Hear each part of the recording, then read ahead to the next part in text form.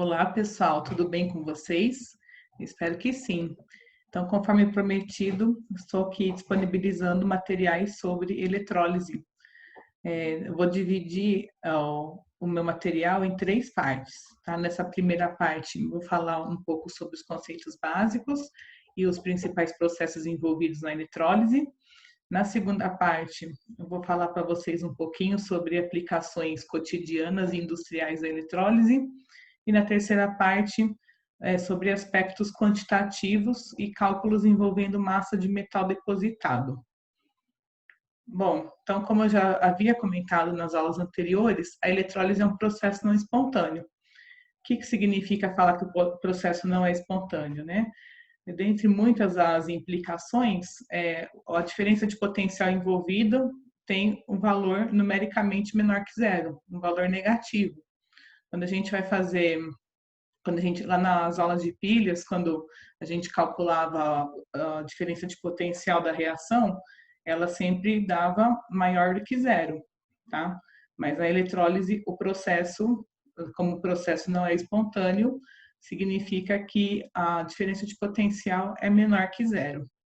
Então, a diferença de potencial sendo menor que zero implica na necessidade de se utilizar a corrente elétrica para forçar a reação a acontecer, tá? Porque no princípio de funcionamento de uma pilha, né, a pilha produz energia elétrica através de uma reação espontânea.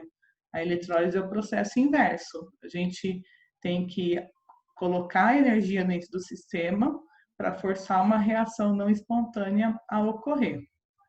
Então, dessa forma, toda célula eletrolítica, primeiramente, tem que ser conectada a uma fonte de energia elétrica. E numa célula eletrolítica, os dois eletrodos geralmente ficam dentro da mesma cuba, né, dentro do mesmo recipiente, e os eletrodos utilizados, na maior parte dos casos, são inertes. Ou seja, eles são de materiais que não vão participar da reação, nem de oxidação, nem de redução. E assim como uma pilha, uma célula eletrolítica vai ter dois polos, né? O polo positivo e o polo negativo. Só que a gente tem que tomar cuidado aqui com a nomenclatura, tá? O ânodo é o polo onde ocorre a oxidação, o cátodo é o polo onde ocorre a redução, da mesma forma que era nas pilhas. Só que a polaridade é invertida, tá? O ânodo é o polo positivo e o cátodo é o polo negativo, tá? Então, vamos lembrar que os elétrons sempre vão fluir do ânodo para o cátodo. E aqui no caso da célula eletrolítica, os elétrons fluem do eletrodo, né, ou do polo que tem maior potencial de redução para o que tem menor potencial de redução, tá? Indicando que é uma reação forçada. Vou falar também e dar exemplos dos três tipos de eletrólise, tá? Então, primeiramente, eletrólise ígnea, o próprio nome diz, né? Quando a gente fala essa palavra ígnea, a gente lembra de fogo, lembra de calor. Então, na eletrólise ígnea, a gente utiliza um eletrólito, né, que é um composto iônico, só que esse composto iônico ele é aquecido até virar um líquido. Então, se utiliza temperaturas altíssimas, né? Vamos imaginar, por exemplo, o cloreto de sódio, que é o sal de cozinha, né? Ele tem ponto de fusão perto dos 800 graus Celsius. Então, como a eletrólise ígnea não utiliza água e o material, né, o eletrólito tem que estar no estado líquido para que os íons possam se movimentar, então, esses processos utilizam temperaturas altíssimas, tá? Na eletrólise da água, tá? Aqui a gente está falando da água pura ou que ela tem algum eletrólito inerte dissolvido nela, tá? Então, na eletrólise da água, os íons que vão sofrer a reação de oxirredução são os íons H+, e OH- que são devidos ao processo de autoionização da água. Tá? Quando, ao contrário da eletrólise ígnea, os íons envolvidos, eles estão presentes no composto lá no composto que está sendo utilizado. E quando a gente fala de eletrólise aquosa, apesar do nome ser parecido, mas eletrólise aquosa não é a mesma coisa que eletrólise da água, né? A eletrólise aquosa é quando a gente tem uma solução aquosa de um eletrólito, né? Então tem o sal dissolvido em água, só que aí, além dos íons do sal, vão ter também os íons H+ e OH- provenientes da alta ionização da água. Então, eles vão competir entre si, né, na célula eletrolítica, e daí, aqui, dependendo do potencial de oxidação ou de redução de cada íon, vai ter uma preferência, né, vai ter maior tendência em sofrer a eletrólise do que o outro. Aqui eu gostaria de dar um exemplo de eletrólise ígnea, usando, então, o cloreto de sódio na forma sólida, tá? Esse raciocínio vale para qualquer composto iônico, né? Mas eu vou usar o cloreto de sódio, que é um exemplo mais simples da gente entender. Então, olha só, primeiramente, né, eu gostaria de enfatizar que quando o cloreto de sódio na forma sólida é aquecido até atingir seu ponto de fusão, então os íons Na+ e Cl- vão estar em livre movimento no estado líquido, tá? Eles vão, aquele retículo cristalino, que é característico dos compostos iônicos, ele vai se desfazer e os íons, então, vão ter uma livre movimentação na cuba eletrolítica, tá? Então, por isso que se usa o líquido, né, justamente para eles terem essa mobilidade. Bom, então aqui representando, né, a cuba eletrolítica, ela é única, né, ela tem uma única cuba tem os 2 eletrodos, e aqui essa figura representa a fonte de energia elétrica, né, que vai fornecer energia para a reação poder acontecer. Então, né, por convenção, a gente coloca o ânodo do lado esquerdo e o cátodo do lado direito, tá? Lembrando que no ânodo é onde ocorre a oxidação, no cátodo é onde ocorre a redução, o ânodo é o polo positivo, o cátodo é o polo negativo, tá? Então,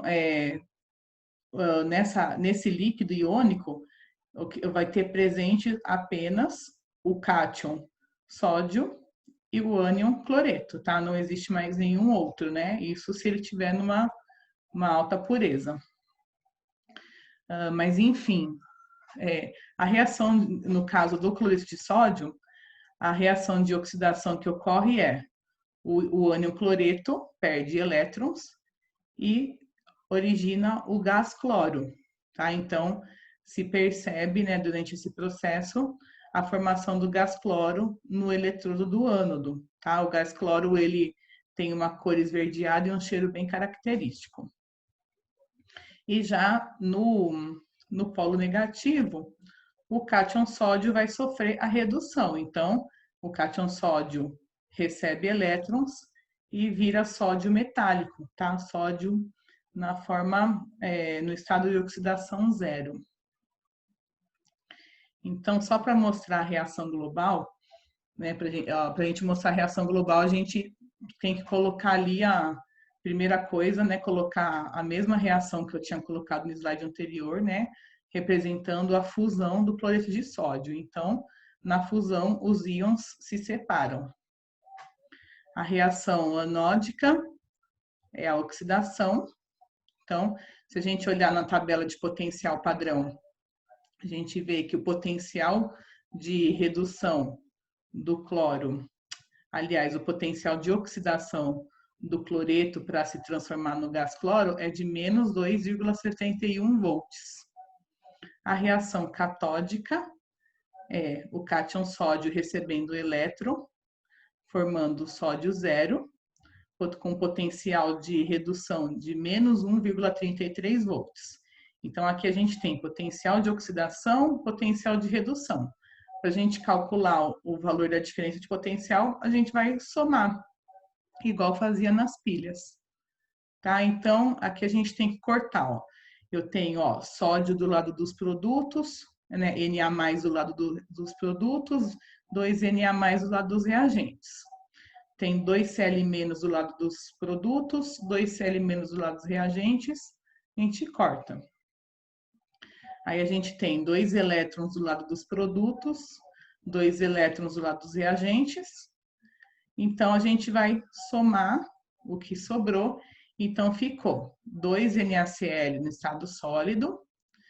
O triângulo, né, ou delta, indica o aquecimento até a temperatura de fusão. A letra I minúscula está indicando a passagem de corrente elétrica. Então, 2 NaCl no estado sólido, quando aquecido e submetido à corrente elétrica, vão gerar 2 átomos de sódio metálico no estado líquido e uma molécula de gás cloro. Tá? E a diferença de potencial vai ser a soma desses dois valores, menos 4,07 volts. Então, por que a gente está calculando a diferença de potencial? Porque essa tem que ser a tensão mínima, né, a voltagem mínima da fonte de energia que se vai utilizar, tá? Se a fonte tiver uma voltagem menor do que 4,07 volts, ela não vai fornecer energia elétrica suficiente para fazer a reação acontecer.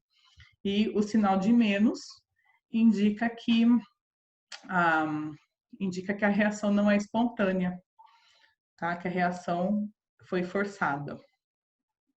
Esse exercício eu vou deixar depois o PDF para vocês disponível. Vamos em frente. Na eletrólise da água, então, a gente tem que levar em consideração que a água líquida sofre um processo de autoionização, tá? Esse processo acontece naturalmente, tá? Então, a água líquida, ela se quebra, né? A molécula de água se quebra em cátion H+, e ânion OH-, tá? Aqui a gente está considerando a presença da água pura na célula eletrolítica, tá? Sem nenhum outro cátion ou ânion, tá? Então, novamente, tá? O mesmo esquema da figura anterior, os dois eletrodos aqui, o ânodo e o cátodo. Então, a reação anódica, a gente tem os dois OH-, né, perdendo o elétron e gerando uma molécula de água líquida e meia molécula de gás oxigênio. Na verdade, né, se a gente pensar em número de mols, né, então 2 mols de OH- vai formar meio mol de oxigênio gasoso, 1 mol de água líquida e fornecer 2 mols de elétrons. A reação catódica é 2 cátions hidrogênios recebem 2 elétrons e formam uma molécula de gás hidrogênio. Então, para a gente obter a reação global, a gente tem que somar todas as etapas. Então, primeira etapa é a autoionização da água, conforme já mostrado no slide anterior. Reação anódica, também já foi mostrada no slide anterior. O potencial dessa semi-reação é de menos 0,4 volts. A reação catódica também já foi mostrada, tem um potencial de 0 volts, né, porque é a reação padrão, né, do eletrodo padrão de hidrogênio. E daí, para a gente somar, a gente vai cortar, né, o que tem de igual dos dois lados da equação. Então, olha só, aqui a gente tem 2 moléculas de água do lado dos reagentes e 1 molécula de água do lado dos produtos. Então, eu vou cortar essa do lado do produto e vai ficar 1 molécula de água do lado dos reagentes. 2H+ do lado do produto, 2H+ do lado do reagente, 2OH- do lado do produto, 2OH- do lado dos reagentes, 2 elétrons do lado do produto, 2 elétrons do lado dos reagentes.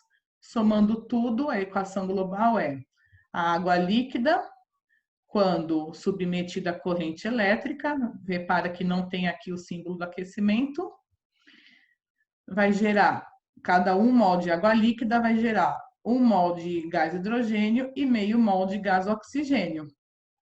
tá? E a diferença de potencial, menos 0,40 volts, porque é a soma desses dois valores aqui.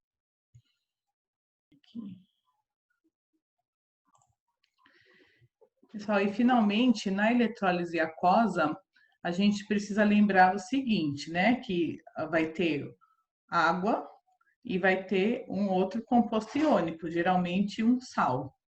Então, vai ter 2 cátions e 2 ânions, tá? Por quê? Vai ter o cátion do metal, vai ter o cátion H+, que vem da autoionização da água, vai ter o ânion do metal, aliás, o ânion do metal não, o ânion do sal, né?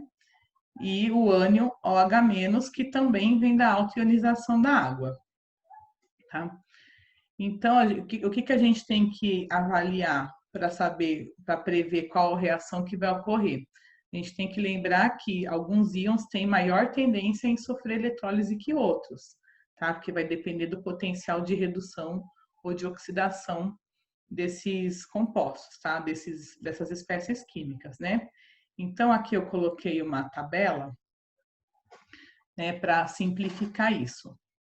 Então, olha só, descarregar significa sofrer eletrólise, ou seja, quem tem carga positiva vai reduzir, vai ir para NOx zero, e quem tem carga negativa vai oxidar, também vai para NOx zero, tá?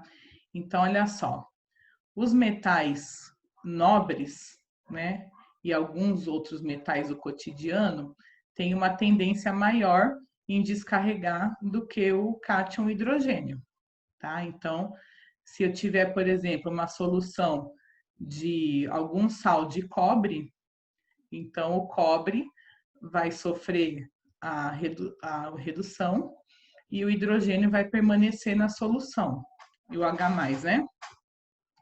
Agora, tem o alumínio, metais alcalinos e metais alcalino-terrosos descarregam depois do hidrogênio. Então, se eu tiver uma solução de algum sal de alumínio, então o alumínio vai permanecer na solução, na forma iônica, e o H+ vai sofrer eletrólise, tá? Mesmo raciocínio aqui embaixo para os ânions, tá? Então, os ânions orgânicos, né, que são aqueles que têm átomos de carbono, e o sulfeto, brometo, cloreto e iodeto, eles descarregam antes, né, sofrem eletrólise antes do OH-. E o fluoreto e os ânions oxigenados vão descarregar depois do OH-. Tá? Então, se eu tiver cloreto de alguma coisa, então o cloreto vai sofrer eletrólise e vai ficar o OH- na solução. Se eu tiver nitrato de alguma coisa, o nitrato vai ficar na solução e o OH- é que vai sofrer eletrólise. Tá? Então, eu vou mostrar 4 exemplos, né, de hidrólise aquosa, de eletrólise aquosa, tá? Com as 4 possíveis combinações de cátions e ânions. Então, primeiro exemplo, tenho aqui iodeto de potássio. Então, primeira coisa, né? Quando o iodeto de potássio é misturado na água, então, tanto o iodeto de potássio vai sofrer dissociação iônica, né?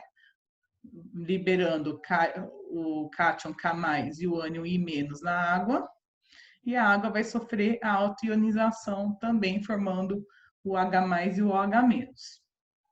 Tá? Daí a gente tem que lembrar o seguinte, que o iodeto, ele sofre eletrólise antes do OH-, tá? Ele tem maior tendência a sofrer eletrólise do que o OH-, tá? Só voltar lá no slide para vocês verem. Então, a semi-reação de oxidação é 2 iodetos, perdem 2 elétrons e formam o I2, né? O iodo molecular. A reação catódica vai envolver o hidrogênio, tá? Porque o hidrogênio descarrega antes do potássio, porque o potássio é um metal alcalino. Tá? Então, 2H+ recebem 2 elétrons, formam gás hidrogênio. Então, olha aqui embaixo, a gente tem, ó, os dois ânions aqui, os dois cátions aqui. Então, o iodeto sofre oxidação, sobra o hidróxido, o OH-. Aqui o hidrogênio, o cátion hidrogênio sofre eletrólise, né, sofre redução, e sobrou aqui o K+. Bom, então o processo, eu já coloquei a reação global direto, né, para ficar mais simples. Mas então, quando a gente tem, eu tive aqui que multiplicar a equação por 2, né? Então, 2 mols de iodeto de potássio, quando em contato com 2 mols de molécula de água, sofrendo eletrólise, né? Sendo submetidos à corrente elétrica, vai gerar 1 mol de iodo molecular, vai gerar também 1 mol de gás hidrogênio, e vai ficar aqui, ó, 2 mols de hidróxido de potássio, né? Só que o hidróxido de potássio fica na forma dissociada em solução, né? Então, essa solução, ela vai ter um caráter básico, né? Um caráter alcalino, porque existe um excesso aqui de ânion OH-, tá? Vou mostrar aqui o sulfato de cobre, né? Em solução aquosa, forma cobre 2+, e ânion SO4 2-, além dos íons da altionização da água. Na reação anódica, na reação de oxidação, então, o hidróxido, ele tende a sofrer, ele descarrega antes do sulfato. Então, a reação anódica, né, é essa mostrada aqui, que já tinha mostrado anteriormente, né, que gera meio mol de gás oxigênio para cada 2 mols de hidróxido. Na reação catódica, o cobre vai sofrer a redução, né, porque ele descarrega antes do hidrogênio. Então, o cobre 2+ vai reduzir e formar cobre 0. Então, vai sobrar, né, vão sobrar os íons H+, e SO4 2- na solução. Então, a reação global vai ser, né, sulfato de potássio, sulfato de cobre 2, mais água na presença de corrente elétrica, vai gerar cobre 0, gás oxigênio, e vai sobrar H+ e SO4 2-. Então, isso daqui, essa equação não está balanceada, né? Mas isso daqui são os íons do ácido sulfúrico. Então, a solução resultante vai ser ácida, tá? Pelo excesso de cátions H+. Terceiro exemplo é o cloreto de zinco. Então, o cloreto de zinco se dissocia em Zn2+ e Cl-. A reação anódica, né, a reação de oxidação, o cloreto, ele descarrega antes do hidróxido. Então, 2 cloretos vão perder 2 elétrons, gerar o gás cloro, tá? Aqui no ânodo. No cátodo, o zinco vai descarregar antes do H+, então o zinco 2+ vai receber 2 elétrons, formar o zinco 0, aqui no cátodo, vai sobrar H+ e OH-, tá? Então, olha só, o cloreto de zinco, quando sofre eletrólise, vai gerar o zinco metálico e o gás cloro. A solução resultante vai ter H+ e OH-, que são justamente os íons provenientes da autoionização da água. Então, a tendência é que esses íons se juntem, né, se liguem um no outro, formando a molécula de água. Então, eu coloquei aqui embaixo em vermelho uma outra forma de termos a reação global. Então, percebam, né, que nesse caso, tanto o cátion quanto o ânion do sal vão descarregar antes dos íons provenientes da altionização da água. Então, o resultado final, a gente tem o mesmo resultado que teria se fosse uma eletrólise ígnea. Tá? A água acabou não participando da reação. Ela funcionou como solvente, mas ela não participou da reação. Então, a vantagem nesse caso de se usar a eletrólise aquosa, ao invés da eletrólise ígnea, é a possibilidade de realizar a reação numa temperatura menor, né, na temperatura ambiente, porque na eletrólise ígnea teria que aquecer o cloreto de zinco numa temperatura muito alta para que ele virasse líquido.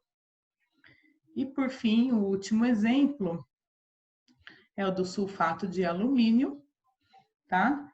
Então, em solução aquosa, são gerados o cátion Al3+, o ânion SO4 2-, além dos íons provenientes da alta ionização da água. A reação anódica é a reação do hidróxido, né, gerando gás oxigênio, aqui no ânodo. E a reação catódica é a reação do H+, né, gerando o gás hidrogênio, aqui no cátodo. Então, vão sobrar os cátions Al3+ e SO4 2-. Aí aqui saiu com um errinho, pessoal, é SO4 2-, tá? Depois eu corrijo. Então, no final das contas, a eletrólise aquosa desse sal vai gerar gás hidrogênio, gás oxigênio, e os íons do sal permanecem em solução aquosa. Então, na verdade, quem sofreu a eletrólise foi a água, né? E o sal não participou da reação. Ele pode até ter ajudado aí a reação ocorrer mais depressa, porque eles aumentam a condutividade elétrica da solução. Mas eles acabaram não participando da reação. Tá? Eu vou deixar o exercício aqui depois em PDF para vocês. Então, espero que vocês tenham gostado da aula e até a próxima. Tchau, tchau.